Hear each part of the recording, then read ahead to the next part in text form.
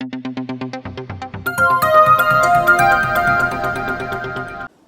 वालेकुम दोस्तों, मैं हूं ताहा नसीम और आप मेरे साथ देख रहे हैं टीएन अरब हिंदी न्यूज़। मैं आज आप लोगों के लिए लेके आया हूं सऊदी अरब से जुड़ी कुछ खास और ज़रूरी खबरें हमारे सभी गैर मुल्की भाइयों के लिए। कैसे सऊदी अरब में पिछले 4 महीनों के अंदर हज़ारों लोगों ने अपनी नौकरियां छोड़ी।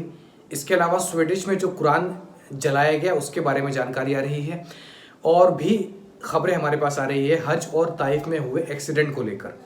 तो सभी खबरों के बारे में विस्तार से बात करेंगे। आप लोगों से गुजारिश है कि वीडियो में शुरू से लेकर आखिर तक बने रहें ताकि सही जानकारी आपको मिल पाए। तो चलिए खबरों की शुरुआत करते हैं। पहली जानकारी हमारे पास आ रही है Saudi ministry of foreign affairs की तरफ से, जिन्होंने स्वीडिश में हुए ईद उल अधा के दिन कुरान को जो जलाया गया उस हादसे के ऊपर स्वीडिश एम्बेसडर को रियाद में बुलाया मीटिंग के लिए, उनको निमंत्रित किया है और जो भी पूरा इंसिडेंट ये हुआ, कुरान जलाया गया, इसकी कड़ी निंदा करते हुए स्वीडिश एम्बेसडर को कहा है कि इस तरह का एक्ट एक्सेप्ट करने लायक नहीं है। इस पर स्वीडिश एम्बेसडर ने कहा कि इस पूरे मामले को रोकने के लिए और लोगों ने जो ये किया है इसको रोकने के लिए स्वीडिश सरकार ने सारे कड़े फैसले लिए गए थे और जिन चीज़ों से भी ये सब रुक सकता था वो सारे ऑर्डर जो है स्वीडिश सरकार की तरफ से दिए गए थे और स्वीडिश सरकार को भी इसका काफ़ी खेद है, यानी कि उनको भी ये चीज़ एक्सेप्टेबल नहीं है उनके लिए, इसीलिए उन्होंने उस शख्स को गिरफ्तार किया। ऑर्गेनाइजेशन ऑफ इस्लामिक कॉरपोरेशन की एक मीटिंग हुई सऊदी अरब के अंदर जिसमें सारे इस्लामिक देशों को बुलाया गया। जद्दा में ये मीटिंग रखी गई, जिसके बाद ऑर्गेनाइजेशन ऑफ इस्लामिक कॉरपोरेशन के हेड हुसैन इब्राहिम ताहा ने सभी देशों को मिलकर इन सारे हादसों को कैसे रोक सके इसके ऊपर काम करने के लिए कहा है।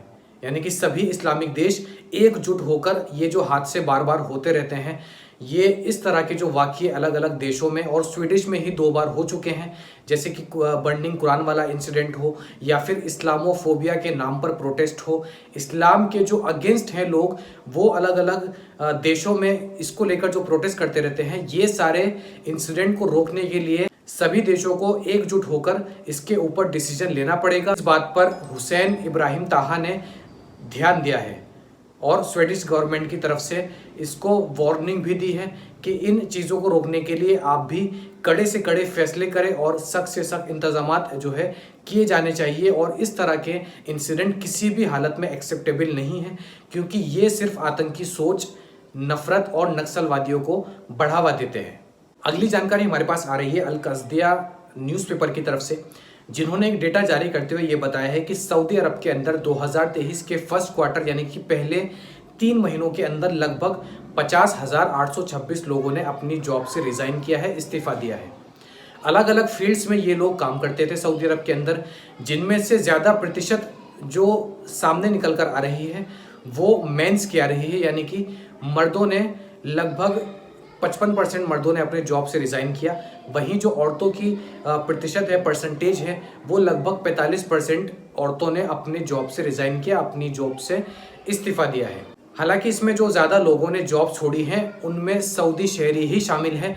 लगभग 1.5% जो है यानी कि 782 के आसपास फॉरेनर जो गैर मुल्की थे उन्होंने अपने जॉब्स सऊदी अरब के अंदर छोड़ दिए हैं, यानी कि रिज़ाइन कर दिया है, जिनकी कुल प्रतिशत निकल कर आती है 1.5%। और जो सऊदी शहरी सऊदी अरब के अंदर जॉब करते हैं उनको सोशल सिक्योरिटी के प्लेटफॉर्म के थ्रू जो मदद की जाती थी, जो सरकार की तरफ से उन्हें बेनिफिट्स होते हैं, जब उन्होंने अपनी जॉब्स को छोड़ा, रिज़ाइन किया, तब उन्हें इस सोशल सिक्योरिटी मिलने वाले फ़ायदे से भी बर्खास्त कर दिया गया। यानी कि अब उनको जो भी गवर्नमेंट की स्कीम्स होती है, हुकूमत की स्कीम्स के मुताबिक उनको पैसे मिलते हैं, वो अब उन्हें नहीं मिलेंगे। अगली जानकारी हमारे पास आ रही है ताइफ हेल्थ डिपार्टमेंट की तरफ से। ताइफ हेल्थ डिपार्टमेंट के जनरल डायरेक्टरेट ने जानकारी देते हुए बताया कि पिछले 24 घंटे के अंदर जितने भी ट्रैफिक एक्सीडेंट हुए ताइफ के अंदर, 9 लोगों को किया हॉस्पिटल में भर्ती कराया गया ताइफ के अंदर, जिनमें से 5 की हालत गंभीर बताई जा रही है और बाकी के 4 लोगों का ट्रीटमेंट अभी जारी है और 5 उनमें से क्रिटिकल कंडीशन में किया हॉस्पिटल के अंदर भर्ती है, जिनका इलाज अब कराया जा रहा है। जब ये सारे एक्सीडेंट हुए ताइफ के अंदर इमरजेंसी डिक्लेयर की गई। जिन जगहों पर, जिन हाईवेज पर ये एक्सीडेंट हुए, इमरजेंसी डिक्लेयर होने के बाद में वहाँ पर एम्बुलेंस बुलाई गई और सारी मेडिकल सुविधाएं, जो लोग क्रिटिकल कंडीशन में घायल हुए, जो लोग आईसीयू में थे, उनकी एम्बुलेंस में ही उनका ट्रीटमेंट किया गया, जिसके बाद उनको किया अस्पताल पहुँचाया गया। अगली जानकारी हमारे पास आ रही है मक्का म्यूनिसिपैलिटी की तरफ से, जिन्होंने जानकारी देते हुए बताया कि हज का सीज़न ख़त्म होने के बाद में जो श्राइन्स है मक्का के अंदर, यानी कि मीना, मुज़दलिफ़ा और आरफा, यहाँ पे जो है क्लीनिंग का काम शुरू कर दिया गया है, जिसके लिए 14,000 वर्कर और ड्राइवर्स को तैनात किया गया है। अब तक जो है 92,500 टन का गार्बेज कलेक्ट भी किया जा चुका है और पूरा हज के लिए जो जॉब्स की रिक्रूटमेंट की जाती है, यानी कि जब हज का सीज़न शुरू होता है तो ये स्पेशल वीज़ा सऊदी अरब के अंदर निकलती है, जो कि सिर्फ हज के लिए ही वर्करों को मिलती है। यानी कि आप किसी भी मुल्क से हो, आपको अगर ये वीज़ा दी जाती है, आप अगर हज के दौरान खिदमत करना चाहते हैं, हज सीज़न में काम करना चाहते हैं, तो हज के स्टार्टिंग से लेकर हज के लास्ट तक, जब तक कि क्लीनिंग का काम कंप्लीट नहीं होता, तब तक आप इसकी खिदमत करते हैं। तो ऐसे 14,000 लोगों को, वर्करों को तैनात किया गया, जो कि मीना, मुज़दलिफ़ा और आरफा में क्लीनिंग का काम आज से कर रहे हैं। अगली जानकारी हमारे पास आ रही है बाहा से। बाहा के ट्रैफिक पुलिस डिपार्टमेंट की तरफ से जानकारी आई है। पूरा मामला सोशल मीडिया से वायरल हुआ। एक शख्स ने सोशल मीडिया पे एक वीडियो जारी की, जिसमें एक सऊदी शहरी ने अपनी गाड़ी से एक दूसरी गाड़ी को ठोका और उसके बाद उस सऊदी शहरी ने, जिसने ठोका था, उस गाड़ी में जो 2 लोग शामिल थे उनको बाहर निकालकर उनको पीटा भी और उनसे बदतमीजी भी की।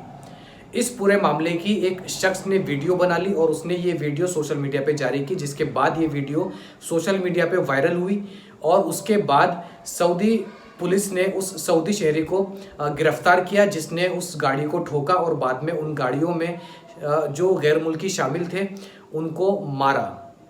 तो बहरहाल इस सऊदी शहरी को तो सऊदी पुलिस ने गिरफ्तार कर लिया है और उसके ऊपर कार्रवाई की जा रही है, लेकिन इसके अलावा सऊदी पुलिस उस शख्स की भी तलाश कर रही है जिसने इस पूरी वीडियो को सोशल मीडिया पे जारी किया। सऊदी अरब के अंदर ये क्राइम माना जाता है, जब भी ऐसा कोई हादसा हो या फिर एक्सीडेंट हो, इसका अगर आप वीडियो शूट करते हैं और उसको सोशल मीडिया पे वायरल करते हैं तो ये भी एक क्राइम एक्ट माना जाता है और इसके लिए भी आप गिरफ्तार हो सकते हैं। तो सऊदी अरब की पुलिस अब उस शख्स की तलाश में है जिसने इस पूरे मामले की वीडियो बनाई। तो ये थी आज की कुछ खास और ज़रूरी खबरें सऊदी अरब से जुड़ी हुई।